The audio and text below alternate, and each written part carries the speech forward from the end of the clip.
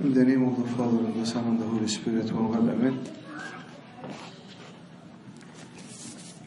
We have started 1 Thessalonians, and we finished almost 90% of the epistle, but there are a few very nice verses that we will cover today.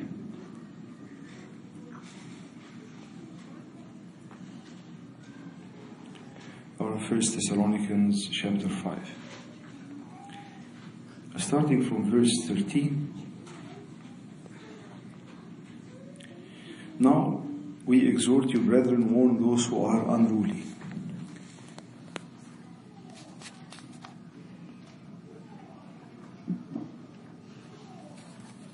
انذروا الذين بلا ترتيب. When you don't have a system, warn those who are unruly, or those who don't have system, especially spiritual system. Because if life is chaotic and also spiritual life is chaotic, think of this. Try to visualize the most clean room that you have ever entered in your life.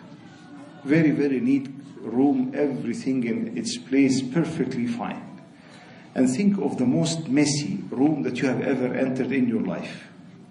Everything is upside down, and a huge mess. And throw a small, tiny little ball in the messy room, and the same little, tiny ball in the very clean room. And try to search for it. In the clean, very nice room, you will pick the ball in a fraction of a second. In the messy room, you can't stand searching for that ball for hours and hours and hours, and you don't know where is this ball, because simply it's all over the place. When our spiritual life is like this messy room, sins are entering, and you don't even feel that there is even a sin. Sins are like this small ball that entered. It is there in the room. You don't see it because everything is all over the place. So warn those who are unruly. Comfort the faint-hearted. Uphold the weak. Be patient with all. Give comfort to those who are faint-hearted. شجعوا صغار النفوس. Many people, all what they need is just to comfort them and to uphold the weak. اسندوا الضعفاء تأنوا على الجميع. شجعوا صغار النفوس. Comfort those who are faint-hearted. Uphold the weak, those who are weak, whatever is their type of weakness. Be patient with all.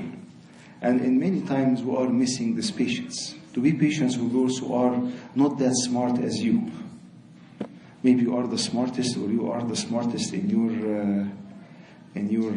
family, and you have a very high IQ, so you say something very quickly and the other person doesn't get it.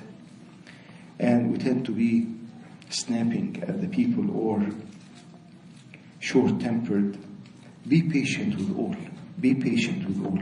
See that no one renders evil for evil to anyone, but always pursue what is good for both of yourself and for all.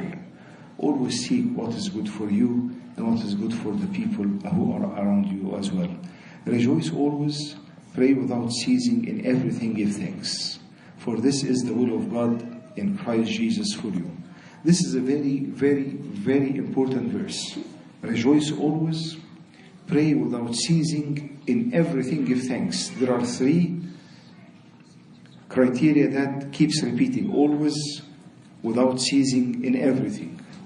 And they are the same. صلوا كل حين, اشكروا كل حين, صلوا بلا انقطاع, افرحوا كل حين, صلوا بانقطاع, اشكروا في كل شيء.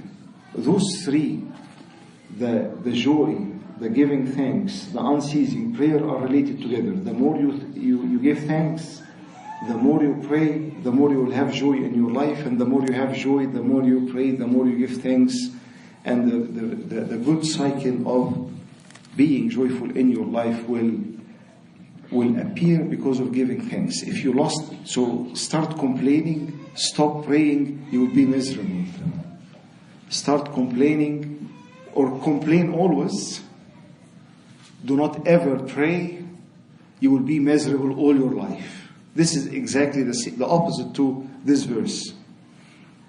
Rejoice always, pray without ceasing, in everything give thanks. For this is the will of God in Jesus Christ for you. The will of God is for us to give thanks, for us to always feel rejoicing, and for us to pray without ceasing.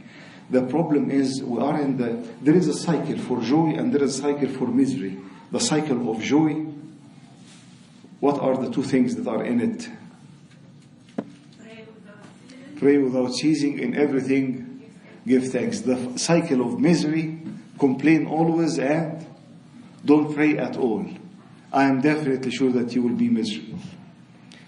Do not quench the spirit. We'll speak about this verse tomorrow in God's willing. Quenching, لا تطفئ الروح. Do not despise prophecies. Test all things. Hold fast what is good. Abstain from every form of evil. Abstain from every form of evil. امتنعوا عن كل شبه شر.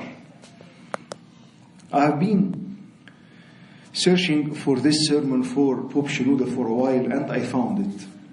The Pope mentioned what is the form of evil. Pope Shenouda is saying, what is the form of evil? إيه شبه الشر ده? The evil is doing sin. The good is doing something good. But what is the form of evil that can, if it is becoming part of your life, that this will turn to be an evil thing? The first thing, it looks funny, but the first thing Pope Shenouda said, the form of evil is chewing gum in front of people, or in a meeting, or in the church, or in something. Wrong timing to do this. Not only chewing gum is not a sin. Chewing gum in a presence of a people, or in front of in a school, or in a setting that it is an official setting, it doesn't look good, and it gives a message of disrespect to the people who are around you.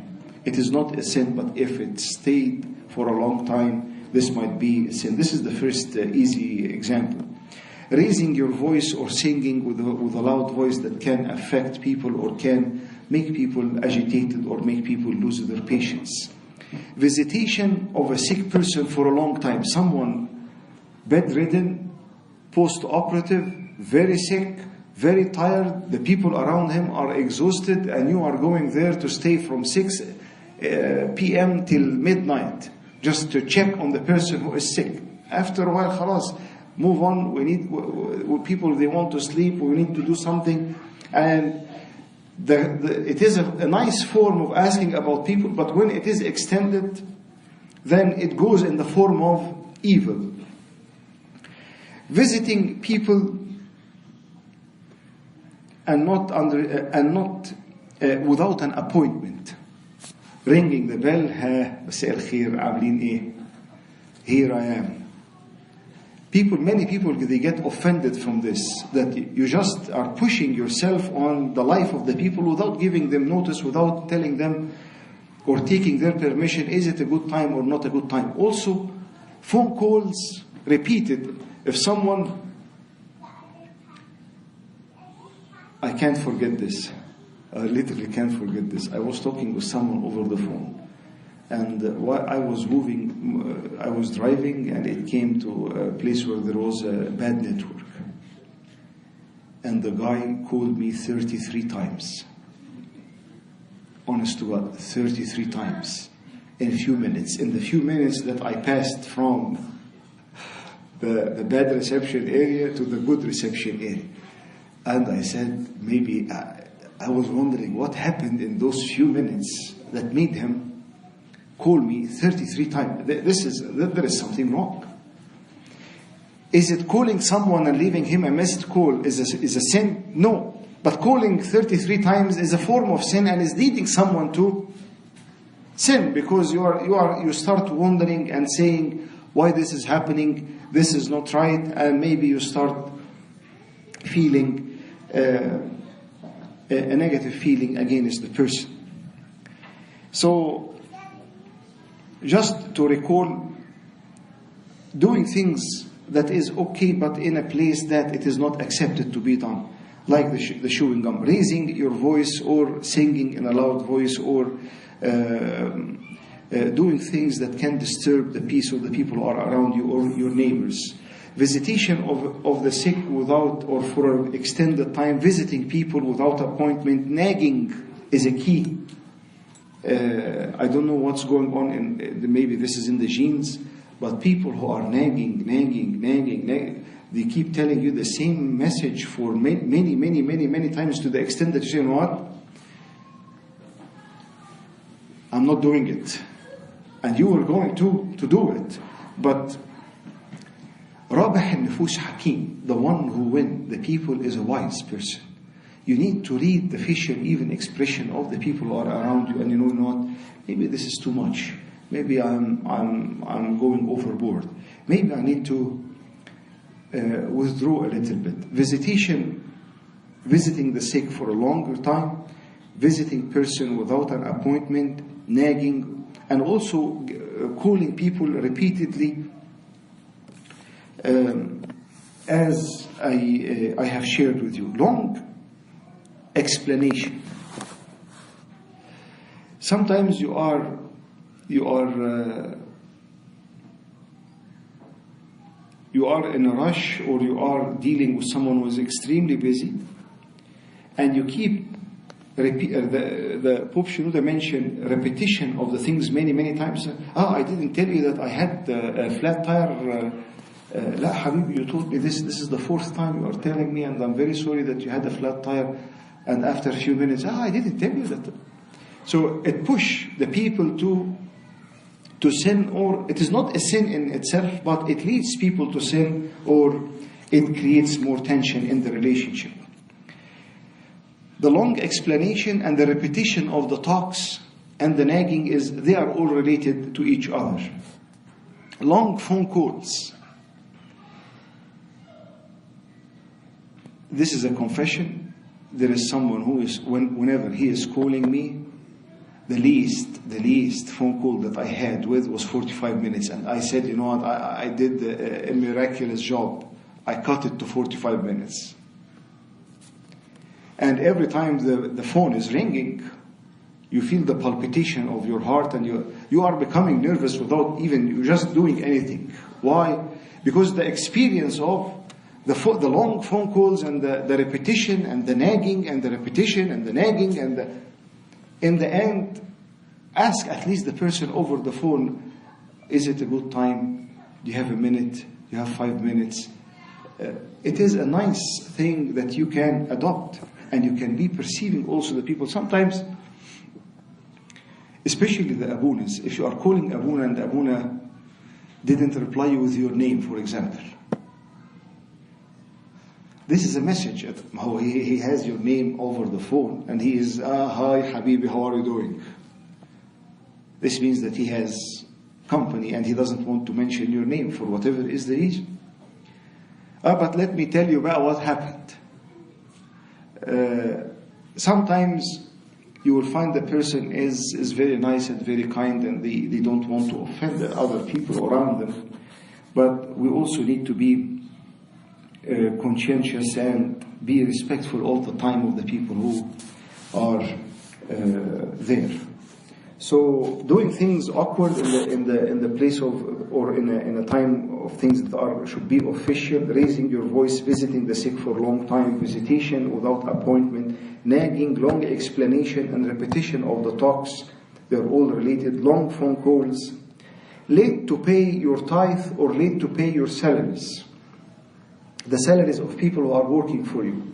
If you are, you didn't take the money of the people, but you are late and they have bills and they have commitments, and this is creating more tension on their life.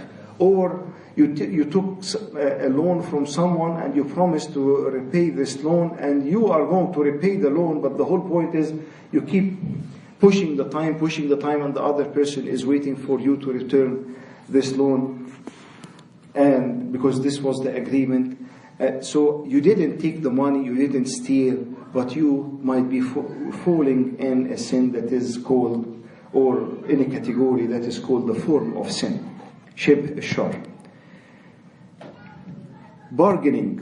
Pope Shenouda said that bargaining, I know many of the young ladies, no, why $5? Just 30 cents is enough. And when you go and get it with 30 cents, رديء, in proverb it says this, رديء يقول المشتري وعندما يذهب يفتخر. No, it's not good, it is not good. The purchaser, the one who was purchasing, is saying, and when he goes, he bragged, did you see this? I got it with $5 and it was it. And I used 5 coupons and it is good to have good deals, but when someone who is really barely making it in their life, and we are bargaining so as we will go and boast after this. This is a form of sin, أو شبه الشر. Wasting your time and wasting the time of others is also a form of evil. Sometimes you start doing things and that wasting your time on Facebook for a long time. تفرج على 10 مسلسلات من مسلسلات رمضان. In Ramadan, for those who don't know, there is a series, what they call it. The TV series, there are maybe 25 of them, so you will find people watching 10 and series after series after series after series, and they don't know even what they are watching. But if you are wasting your time that much, then there is a problem here. If you can pick one and focus on, at least you know the beginning and the end of the series or what is happening in it. Wasting the time is also a form of evil. Asking for exaggerated salary, or if you are a handyman and you are asking for, everyone in the market is doing this for $200 and I'm asking for $400. Yeah, it is. We agreed. I told you in advance, and you know about it. And sometimes people are asking for an overrated salaries or overrated compensation for whatever they are doing out of pride, and the Pope called this also a form of evil. Another thing of the form of evil is we are speaking about not growing in the good deeds, not growing spiritually, is a form of evil. If you have been praying, for example, the 3 prayers with Akbir, you say, I'm fine, I'm praying 2 times during the day and 1 time before I sleep, and I'm praying all those prayers, and I'm attending 1 liturgy in the church, and I'm fine. I don't need to do this. Not growing in the spiritual virtues or in the charitable deeds is also a form of sin. Because we need to reach perfection, not to stand still and say, I'm fine, it's enough, there is no need for anything extra.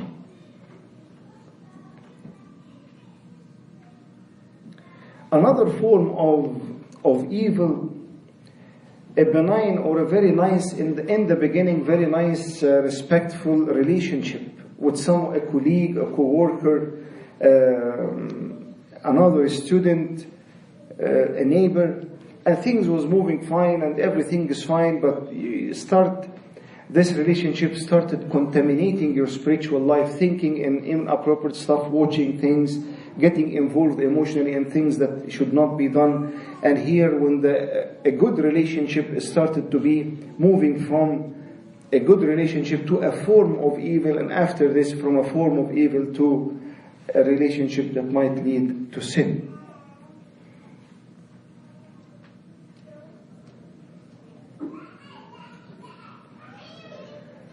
So I will leave you with those few stuff that Pope Shenouda mentioned about the form of evil to be mindful of, because in the last couple of verses it said, abstain from every form of evil. اجهربوا أو امتنعوا عن كل شبه شر. May God give me and give each one of us that we will be aware of the things that can start or can lead us to fall in evil, and hold fast to what is good and do not fall in this sliding path, because unfortunately it leads whether me to sin on the long term or me to let people sin also on the short or on the long term. To Him is the glory forever and ever. Amen.